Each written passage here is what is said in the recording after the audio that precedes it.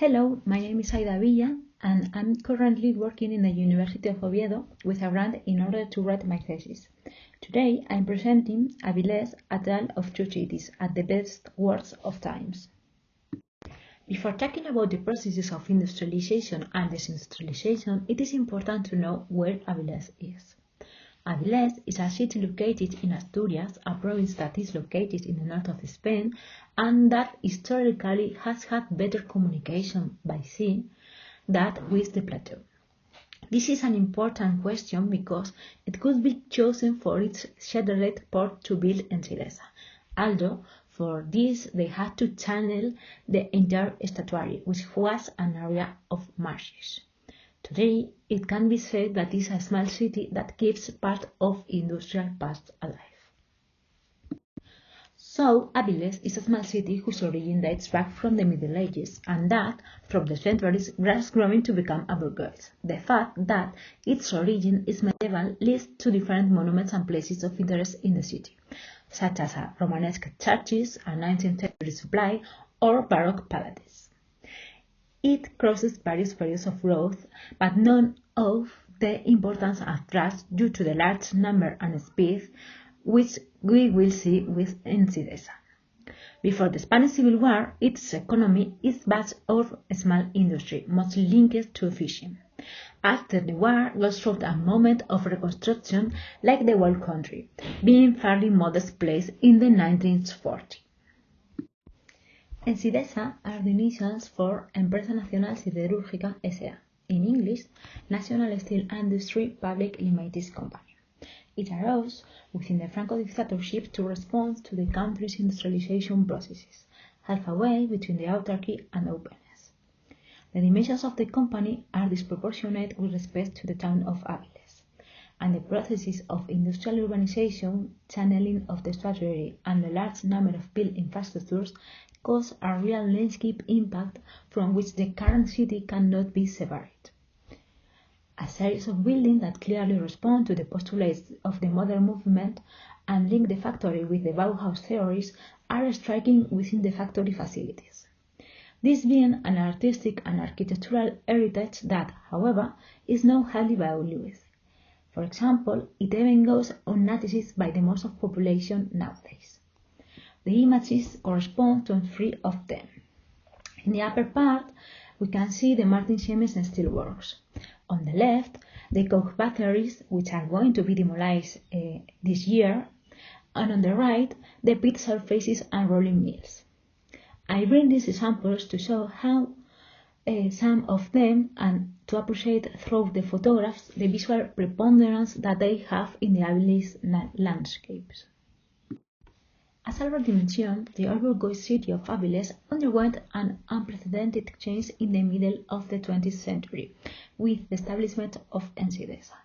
This change refers firstly to the increasing population, which led to a tripling of the number of inhabitants, and secondly, the economic and social fabrics was altered, going from being a bourgeois town with a small fishing port to a center of heavy industry.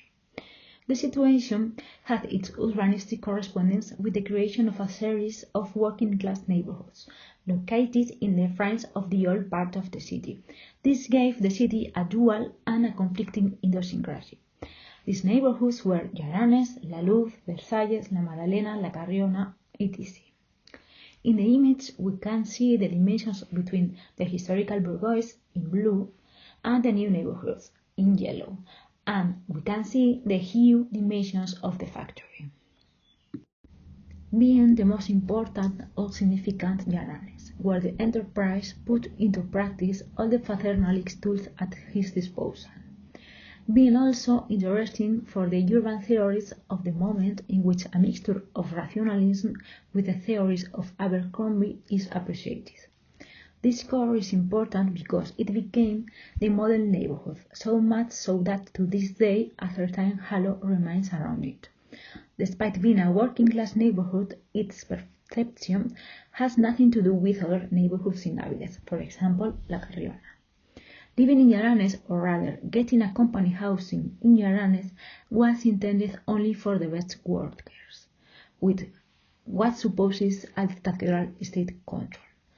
perfectly fulfilling the indeed paternalistic domination task. At Ensidesa, everyone aspires to these homes, but not all achieve them, thus establishing a hierarchy among the workers who, depending on their utility and worth, could be rewarded or not. Note the importance of factory and civil buildings and neighborhoods, as well as the visual, social, and cultural impact associated with the factory, is important in order to study the deindustrialization process. Because despite the existence of a certain awareness of belonging to those neighborhoods, these processes, which took place all over Europe in the 1990s, will contribute to establishing new discourses that try to erase or dilute those past as much as possible. This is added to the fact that many of the people who originally inhabited these neighborhoods have died, and even their children were already people in their 50s or 60s. This aging of these neighborhoods leads to many of the houses being occupied by young or less young couples who no longer have that connection with the company. However, as it's logical, these processes of the industrialization and reconversion occurred in the 19th was especially aggressive with the factory buildings. In this context, Aviles was immersed in these processes, causing Ensidesa to suffer a slow agony, which led to its privatization, sale of land, demolition, and dismantling. The reconversion processes will be carried out by the administration in an attempt to regenerate the right bank of the statuary, based on the well-known Guggenheim effect, that setting its sights on what happened to the city of Bilbao. Keeping this distance, it was tried to be carried out in Aviles, in order to regenerate a depressive, grey and industrial area. In this way, the architectural claim of the building made by Oscar Niemeyer, as well as that of Gehry in Bilbao, is not only a cultural claim for the people in Aviles, but also for the great tourists, since it puts the city in the spotlight for having a unique building which in itself is already worth of visiting. In this way, the land formerly occupied by the iron and steel plant is now home to the Niemeyer Cultural Center. Throughout these years, various cultural and sporting events have taken place in this area. Within this regeneration of the industrial zone, an industrial estate has been maintained, called PEPA, in which part of the factory buildings are still in use, although others have been demolished, such as the thermal power plant. They have also wanted to bring the School of Arts of that area of the statuary, where there were no such services.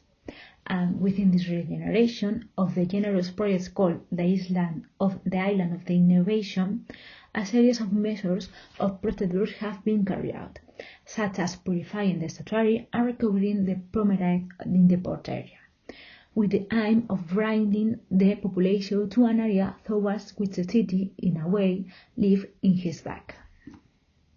It seems appropriate to focus on the Guggenheim effect. As I have already said, it is based on what happened in the city of Bilbao, and goes beyond a mere architectural claim. In the case of Aviles, in addition to building a unique architecture, various efforts were made to put the city on the map, with visits from international celebrities such as Brad Pitt or an exclusive preview of a Woody Allen film. This served in a way to put Aviles on the map, implying that the city could be something more, but also giving the idea that modernity should be separated from the industrial past, the glow of the stars in front of the industrial smoke. It is true that in Aviles a lot of industry remains still in operation today, and that the industrial dismantling and architectural investment that Bilbao has suffered does not occur in Aviles. Firstly, because there is no budget, and secondly, because the plan was not so aggressive from the get-go. But what is undeniable is that it is based on that model of urban renaissance that is promoted to leave behind a past that is problematic and even painful. The uncomfortable past conflicts with these conversion processes which, as we have seen in this case, mainly corresponds to the promotion of cultural industries.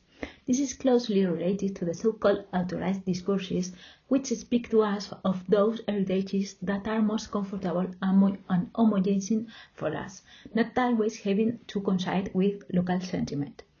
The point is that in Aviles there is a strong industrial and worker past with which the majority of the population identifies. But there is also a bourgeois area to which this past, which has been used, is unpleasant to a certain extent. When this new feeling of this new reality is generated through the administrations with the cultural industries, it is more pleasant, more comfortable, and less problematic for the part of the city to turn one's back of the recent past of the town. Past that in the 80s and early 90s linked to these processes of economic crisis and opening of Spain to the world after the dictatorship.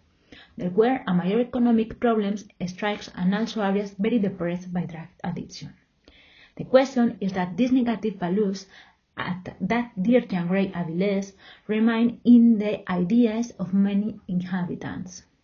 This situation causes some of those who do feel identified with the ancestral past, however, to feel confronted by these new authoritarian discourses that allows them to deny their reality. This is official discourse, supported by part of the population, led both demolition and industrial dismantling to be seen as justified, which is seen as a new opportunity for the city that will be more prosperous, cleaner, cultural, and ecological. But nevertheless, it forgets a fundamental past to understand it as it is today, and most importantly, that is not at odds with a sustainable and prosperous future in economical terms. As had been seen throughout the presentation, the importance of Endesa for Aviles is indisputable, so much so that the current city cannot be understood if it disassociates itself from this company. Its population, mostly descendants of immigrants who came with the factory, comes from various areas of Spain and also from Portugal.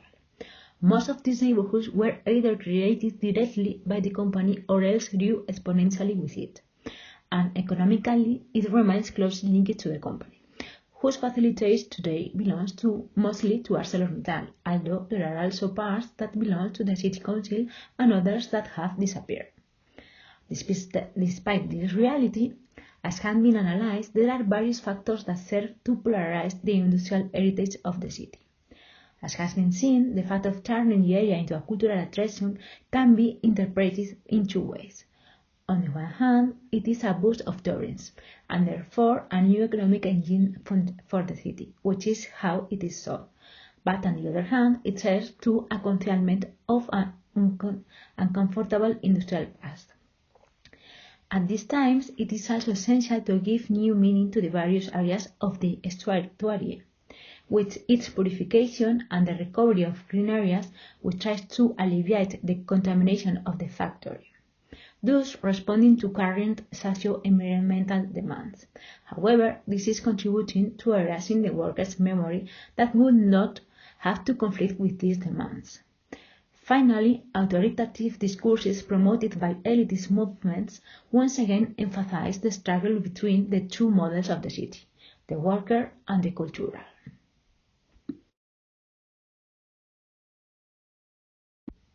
Thank you very much for your attention.